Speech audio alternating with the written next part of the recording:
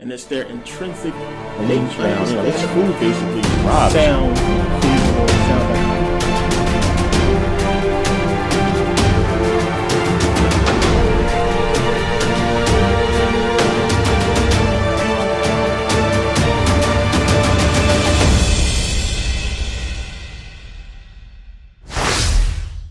Everybody, thanks for watching.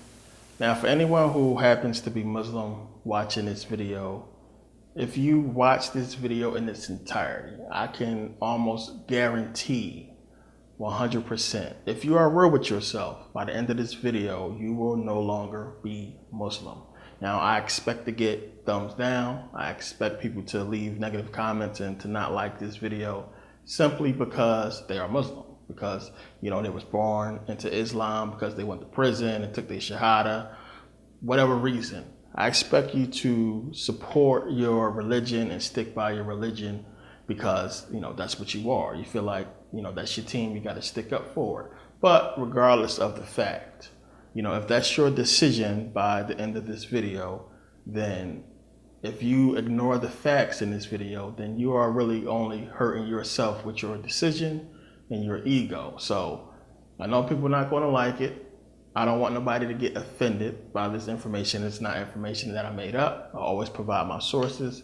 It's information that is out there that is not being put together and put out to the people, and that's what this video is about. So I think that anybody who is real with themselves, who can, really look in the mirror and say, damn, this makes sense, this doesn't, will really get what this video is about. And it's this whole faith thing. Either you're going to have faith or you're going to have common sense. You cannot have both, because if you have faith, then you forfeit common sense, and you have to remember that. So for those of you who have faith, who stick to your faith, you cannot argue with someone who has facts. It doesn't work. It doesn't fit. So now, if you are here on YouTube, scouring through videos, looking through videos, then that already tells me, you as a Christian or a Muslim or a Hebrew, that you are still looking for validation. You are still looking for the truth. So obviously, whatever religion you are claiming it not in full, not being fully convinced that your religion is the truth. Now, you may not, tell the truth about that. You may not say that in public or around your religious friends, but deep down, you being here is telling me that you are still looking for validation. You are still looking for the truth, or else if you were truly a believer in your religion, you wouldn't be here, because honestly, it goes against your religion. So the simple fact that you are here says it. Even though you won't admit it, it tells me you are here for a reason and you are looking for the truth just like the rest of us. Now, again, either you're going to accept the facts or you're going to accept faith, but you cannot accept both. And that's something that you really have to realize. Now, I had already put out a video on Islam, and to me, that video was enough to really change anybody's mind. But this video really is going to go into the core of Islam and really get into what it's really about, and what that inner core of the leaders of Islam really worship, and what they are really about. And the crazy thing is, it's been in your face this whole time. You see it every day, you see it all the time, but for some reason people can't connect the dots, and that's what we're going to do in this video. So now let's go look at the history of Islam. I went into this in the first video, I'm going to go into it a little bit here, but when you look at the history of Islam, let's go back. Islam is a fairly new religion. When you start going back to BC, there is no Islam, there is no Muslims. Now, the whole thing is this: you had a war between the Persians, the Arabs, and Rome. This war basically lasted from 92 BCE all the way to the 7th century AD. We're talking about, over 600 years of fighting between, these factions. So now the war ended in a status quo ante bellum, which basically means that all parties, all sides agreed to to basically go back to the way things was before the war. This was the agreement. This is what they agreed upon. So now the thing is, as soon as this war ends, you get basically the Arab invasion.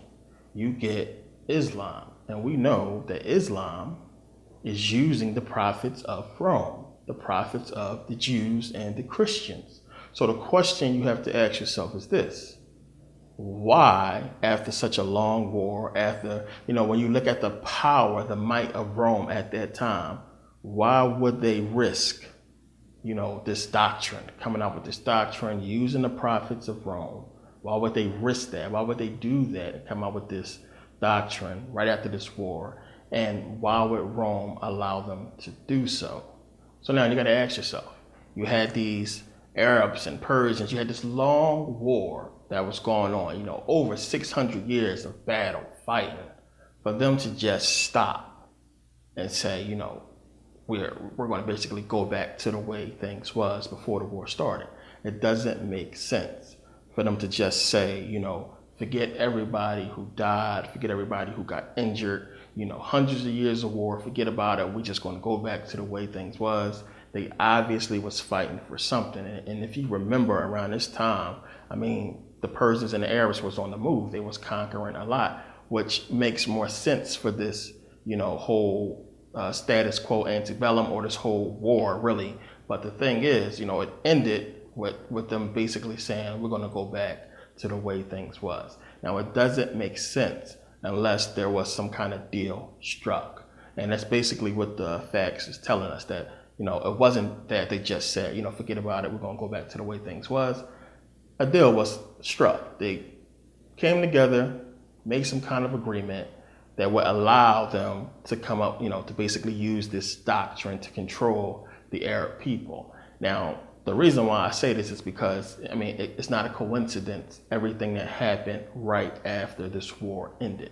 You got to pay attention and look. You had, this whole war ends right in the early 7th century. We're talking 630s, 640s, and around that time. So you got to think, right after this war, you get the death of Muhammad, supposedly.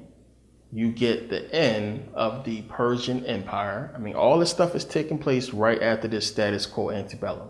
Death of Muhammad, end of the Persian Empire, the rise of the Arab Empire and Islam.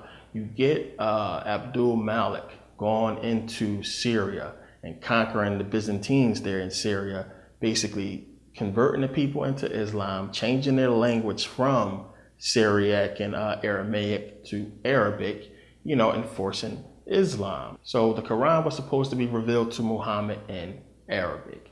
And what happens is whenever he gets these revelations, he goes out to the public and he, recites the new surah to the people, to the public. And he had, one of his sahabas, companions, or one of the scribes basically write down these verses. So the problem with that is this: during the life of Muhammad, when he had supposed to existed, and right after that, there was no Arabic. There was no written Arabic language. You have a bunch of people who believe that everybody was walking around speaking Arabic during this time, and that it was just a spoken language, and nobody wrote nothing down because we don't have no writing in Arabic during that time. You can't find that. Nobody can find a Quran that's written in Arabic during the time of the Prophet Muhammad. One do not exist. Now, the thing is, you have the Birmingham Quran. I believe it is found in London. They supposedly just had it in a museum for a long time. They come out with this whole Birmingham Quran that's supposed to be written before Muhammad, before the life of Muhammad, which is why a lot of Arab scholars denounce the whole thing. And, it's dated before the life of Muhammad, but you got Arab scholars who say that, you need to test the ink. And instead of testing the paper, the skin that is written on, because the skin hide that is written on is supposed to be dated back to that time, but they believe the ink is newer. And the whole issue with that is there was no color. It's red ink that's written inside of that Quran. There was no colors used in the Quran during that time. And that Quran, the Birmingham Quran, is supposed to be in order and the Quran was not put in order, the way it is today during that time. So, of course, the Arab scholars are not going to like it because it basically turns Islam upside down. If you have a Quran that's basically written before Muhammad, where in the Quran we know today, everything starts with Muhammad. So that whole thing is suspect. But when you look at the earliest Qurans that we have, almost all of them is written in Kufic script. You can't find one that's in Arabic. So there is no Arabic language. Now that alone should get most sane people to, sit back and, question Islam. So now let's think about this. God Almighty, who created the heavens, earth, the whole universe, 6 days. 6 days created everything, rested on the seventh day. But takes 23 years to give a man a message about a doctrine or a religion that he wants him to basically put out. 23 years. Then on top of that, he allows Muhammad to basically die as soon as he finished giving him these revelations. Then allows another 60 to 70 years to pass before we get Islam. It doesn't fit. Then on top of that whole thing, already had allowed hundreds of years for Judaism and Christianity to dominate before he finally says, okay, let's give people Islam. I'm going to take another 23 years to give Muhammad the message. It doesn't fit. That's why I tell people, no disrespect. There's a lot of Muslims who I do respect and, have Muslim friends, but Muslim family members. But the whole thing is, if you were born into this religion, if you was, tricked into this religion due to lack of knowledge, then you have to really go back. And like I said, if you're watching this video, then you obviously have some doubts if you are a Muslim, but you got to start to really use common sense and look at certain things. Some things just don't fit. It don't make sense. God, come on. He should be able to, and the message is in Muhammad. But 23 years, because you don't realize what's going on, it has to do with numerology and the people who is behind this religion that I'm going to get into later on. But anyway, you have Abdul Malik go into Syria and force Arabic on the people. And as I pointed this out in the previous video that I did on Islam, there's a reason that he did that. The word Quran itself is a Christian Judeo meaning. Quran does not mean recite like most Muslims believe it does. It means Pentateuch reader. If you take it back to its earliest language, the language that they spoke during that time, which was Syriac and Aramaic, it means Pentateuch reader. Now it says here, some say Quran means recite. Not true. The word Quran means Pentateuch reader when you go where the word originally came from, Syriac. Here it says, in Syriac, the word Quran is written Quran, meaning Pentateuch reader. Now, the Pentateuch is basically the 5 books of Moses. It is Jewish religion. Quran also means lectionary. Take it back to Aramaic, Syriac, same thing. It means lectionary. Now here's telling you, the book being a Syro-Aramaic lectionary with hymns and biblical abstracts created for use in Christian services. Now a lectionary is basically like the sermon that the deacon prepared for church. Now if you go and look at the Syriac Orthodox Church in Antioch, that church I was showing you earlier, if you look at the duties of the deacons, they have 6 duties. If you look at the 4th duty, it says Qurayo. It means reader. Qurayo sounds like Quran to me. Reader. This is where this stuff is coming from. I don't know how much more proof I need to show you people, but I got a lot more. This is the problem. When people get this kind of information, it's just something just clicks in their head that, it's all bullshit. Like, you can't just go through the research yourself and see that this is true. So when you find out this is true, what is your action? People's action to that is, so what? I want to continue to be deceived. And it's ego. It's not that, this is wrong, or it's ego. It's people don't want to feel stupid. They don't want to feel like they've been following and bowing down. It's so many things you got to do, when you are Muslim. I know I followed the Islamic faith for a long time. I considered myself to be a Muslim for a few years when I was trying to figure this whole thing out. Because when I found out Christianity wasn't right, of course, naturally I went to Islam and I found out that was wrong as well. So I understand, making wudu and, so many rituals, 5 times praying, and it's a lot you have to do. And to find out that you are being duped the whole time, praying to the moon and the sun and to Saturn, as I pointed out in the last video. I mean, it's tough for people to accept that, which is why I got a lot of backlash about the first video. A lot of people left negative comments, but as you can see from a lot of people liked the video more than disliked it, and the people who disliked it didn't even really watch the whole video and didn't let the information sink in. They simply didn't like it because they are Muslim. And as I said, if that's the choice you're going to make, who are you hurting but yourself? You're not hurting nobody but you. And at the end of this video, when you see what this stuff is about and what's in here, what's really going on, and how it's been in front of your face all this time, but you can never piece it together, you're going to feel some type of way. But, don't get upset with me because I'm just putting the information out. I have so many people who keep sweating me about this video. Put some more videos about Islam, more Islam, because people can kind of see it. They can't put their finger on what's going on. So that's what this video is really about. But it's something that even if you're not Muslim, you're going to want to get this information.